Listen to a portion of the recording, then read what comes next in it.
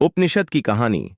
उपनिषद हिंदू धर्म के प्राचीन ग्रंथ हैं जो वेदों का गूढ़ अर्थ और आध्यात्मिक ज्ञान समझाते हैं।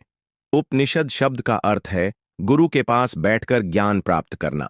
ये ग्रंथ आत्मा, ब्रह्म, मोक्ष, ध्यान और योग पर प्रकाश डालते हैं। एक शिष्य की जिज्ञासा।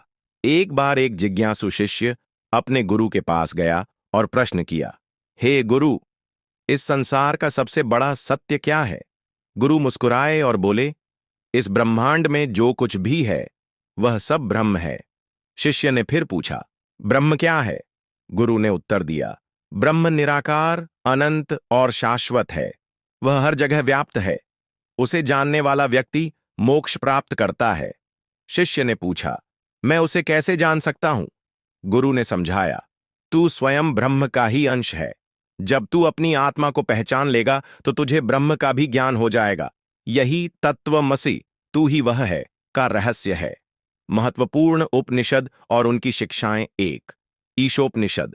संपूर्ण विश्व ब्रह्म से ही बना है, इसलिए त्याग और संतोष का जीवन जियो। दो, कठोपनिषद। नचिकेता और यमराज के संवाद से आत्मा की अमरता का ज्ञान मिलता है। थ्री, मांडूक्य उपनिषद। एयुएम के रहस्य और ब्रह्म की चार अवस्थाओं की व्याख्या करता है। चौर, छांदोग्य उपनिषद। तत्वमसि का सिद्धांत समझाता है कि आत्मा और ब्रह्म एक ही हैं। फाइव, बृहदारण्यक उपनिषद। आत्मज्ञान और ब्रह्म विद्या की गहराई को उजागर करता है। उपनिषद हमें क्या सिखाते हैं?